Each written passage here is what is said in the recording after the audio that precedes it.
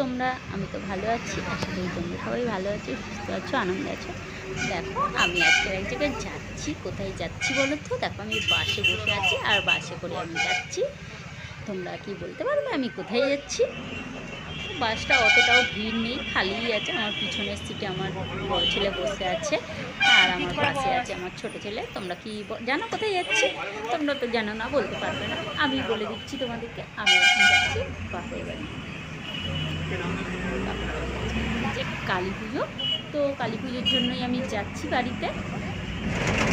সেখানে গিয়ে কি কি হয় সেটা দেখো। আমি বাসে করে যাচ্ছি, আমার পরের টাইম হয়নি যাওয়ার জন্য। ওকে বলেছিলাম যেতে, তো টাইম হয়ে ওঠেনি।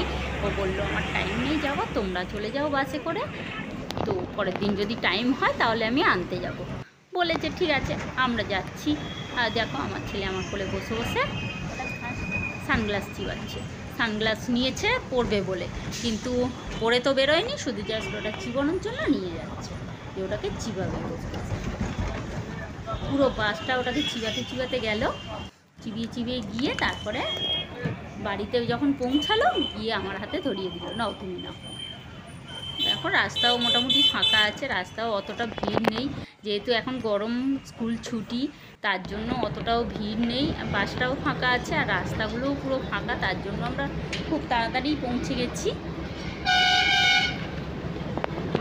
দেখো সামনের সিটও পুরো ফাঁকা, ছেলে শুয়ে পড়েছে, বাস ফাঁকা বলে শুয়ে পড়েছে। আমি বলছি শুস না, ও বলছে না আমি একটু শুয়ে দেখিয়ে দিয়ে যাই। ও শুয়ে পড়েছে, মানে লাস্টের দিকে পুরো বাসটা ফাঁকা হয়ে গেছে। প্রথমে একটু প্রত্যেকটা সিটে একটা করে লোক ছিল, আর যখন মানে আমরা কাছাকাছি এসে পড়েছি তখন বাস পুরো ফাঁকা হয়ে গেছে, বাসে আর লোক ছিল না অতটা। তো ও কী করেছে, ও বাসের মধ্যে শুয়ে পড়েছে। আমি বলি ঠিক আছে তুই শো, একটু শুয়ে একটু রিল্যাক্স করে নিক। মামার বাড়ি যাচ্ছে, গিয়েই তো শুরু হয়ে যাবে উৎপাত। ওরা মামার বাড়ি গেলে ওরা আর মাকে চেনে না, না মা আছে না বাবা আছে, কাউকে চেনে না ওরা দুজন। ওরা গিয়ে ওখানে গিয়ে অনেকগুলো বন্ধু পেয়ে যায়, মানে মাসির ছেলে, মামার ছেলে, সবার সাথে বন্ধু হয়ে যায়, গিয়ে ব্যাস শুরু হয়ে যায় ওদের উৎপাত। তো দেখো আমি তো এসে গেছি ঠাকুরঘরে। দেখো এটা আমাদের ঠাকুরঘর, মানে এবছর অক্ষয় তৃতীয়াতে এটা উদ্বোধন হয়েছে। আমার ভাই নতুন নতুন ঠাকুর নিয়ে এসেছে। আমি অক্ষয় তৃতীয়াতে যেতে পারিনি, তার জন্য আমি এখানেই মানে এখন এসে ভিডিওটা করছি। মা পুজো করেছে। না তোমরা তো জানো আমার বাবা মারা গেছিলো, তার জন্য এক বছর তো মানে পুজো পাঠ করতে নেই, তার জন্য আমাদের ঠাকুরঘরটা এমনিই মানে পড়েছিল, কোনো রকম পুজো হয়নি। তো এবছর যেহেতু এক বছর হয়ে গেছে, তাই একটু অক্ষয় তৃতীয়াতে ঠাকুরঘরটা উদ্বোধন করেছে। আমার যাওয়া হয়নি, আমার বাড়িতে কাজ ছিল, তার জন্য যেতে পারিনি।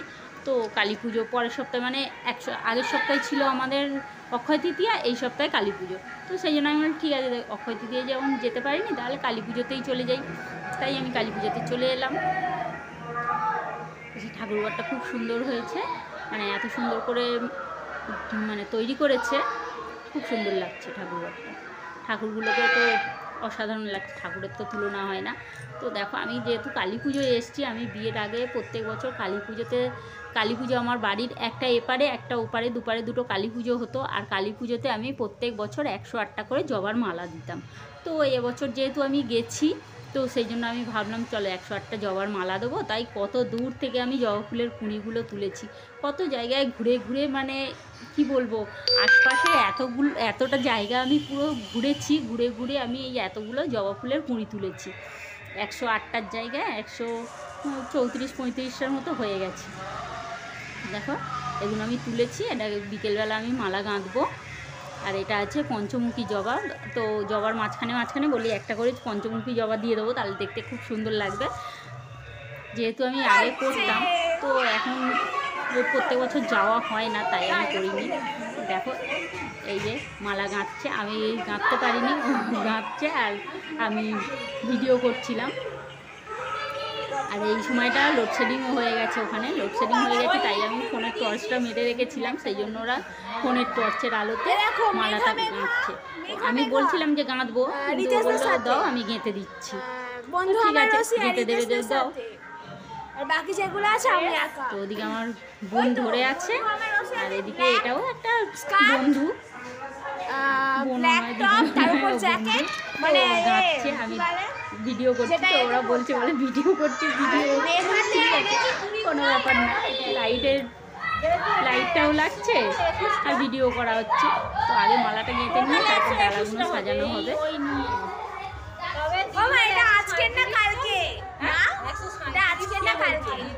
দিদি কি গুনেছে? দিদি গোনেনি।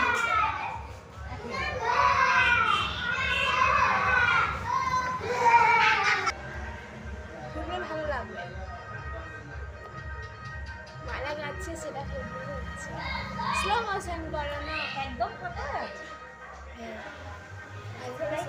তো দেখো আমাকে তো অনেকে অনেক রকম বলছে, বলছে স্লো মোশনে করো, ও বলছে দেখো মালা গাঁথা হচ্ছে, ভিডিও হচ্ছে, বলছে ঠিক আছে কোনো ব্যাপার না, ওরা বলছে বলুক না।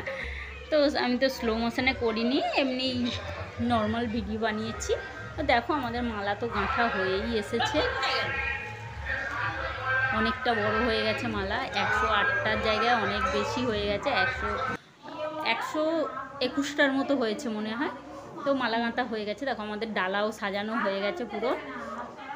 দেখো এই যে মালা, এত বড় মালা গাঁথা হয়েছে। মালাটা এবার নিয়ে যেতে হবে। আমার ভিডিওটা তোমাদের যদি ভালো লাগে তাহলে তোমরা অবশ্যই একটা করে লাইক করে দেবে আর কমেন্ট করে জানিয়ে দেবে যে তোমাদের কেমন লেগেছে, ঠিক আছে? আমি এবছর মালাটা দিতে পেরে আমার মনে শান্তি হলো যে হ্যাঁ আমি অনেক বছর পরে আবার মালাটা দিতে পারলাম। আমি কালী পুজোয় তো সবসময় যাওয়া হয় না, কিন্তু যখনই যাই ভাবি দেব, কিন্তু দেওয়া হয় না। এবছর সময় ছিল, সুযোগ ছিল,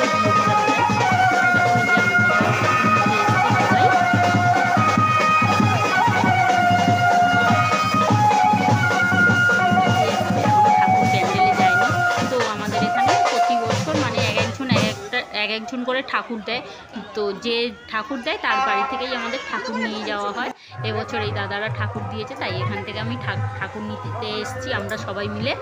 তো দেখো ঠাকুর তো নিয়ে চলে এসেছি, এসে এবার আমি ডালা দিতে এসেছি, আমি আর আমার বোন দুজন মিলে ডালা দিতে এসে গেছি। এই মালাটা এবার পরাবে ঠাকুরের গলায়। আমরা বললাম যে একটু মালাটা পরিয়ে দিতে, তো সেই জন্য মালা পরাচ্ছে। ডালা এখনও সবার দেওয়া হয়নি, অনেকেই দিয়ে গেছে, এখনও আরও বাকি আছে। গলায় মালাটা পরিয়ে দিচ্ছে। এত বড় মালা কি করে পরাবে, তাই একটু ঠাকুরমশাইরা ভাবছে যে কি করে পরাবে।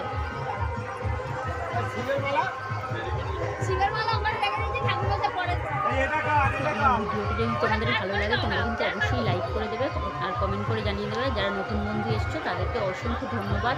তোমরা তোমাদের মূল্যবান সময় থেকে সময়বার করে দিয়ে এসেছো, আমার ভিডিওটাকে ওয়াচ করছো, তার জন্য বন্ধু আছো তারা তো সবসময় আমার পাশে আছো, আমার সাপোর্টে আছো, তোমাদেরকেও জানাই অসংখ্য ধন্যবাদ। তোমাদের সাপোর্ট ছাড়া তো আমি এগোতেই পারতাম না, তাই তোমাদেরকেও অসংখ্য ধন্যবাদ। তো দেখো মায়ের গলায় মালাটা পরিয়ে দিয়েছে।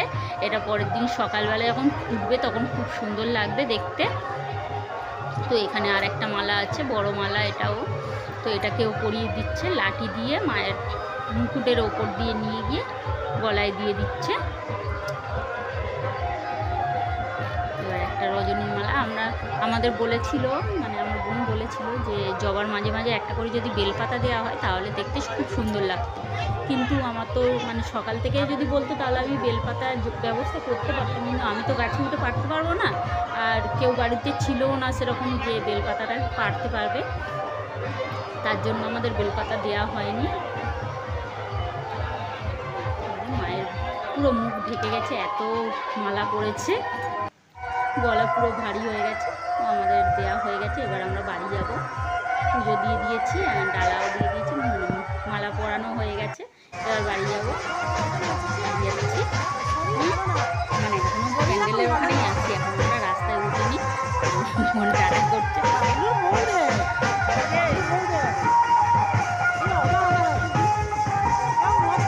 আমরা যখন মানে মালা দিয়ে ডালা দিয়ে বেরোচ্ছি তখন দেখছি সবাই ঢুকছে, মানে নেচে নেচে সবাই ঢুকছে।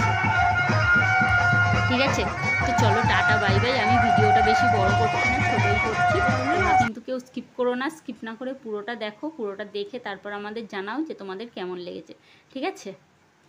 আমি এখানেই শেষ করে দিচ্ছি, আবার আসবো তোমাদের সামনে নতুন নতুন রিকোয়েস্ট ভিডিও নিয়ে, ভিলগ নিয়ে, ঠিক আছে? ততক্ষণের জন্য টাটা বাই বাই। আর like comment share and subscribe করতে কেউ ভুলো না। সবাই like comment share and subscribe করে দিও। দেখো এখানে সব মহিলাগুলো নাচ করছে।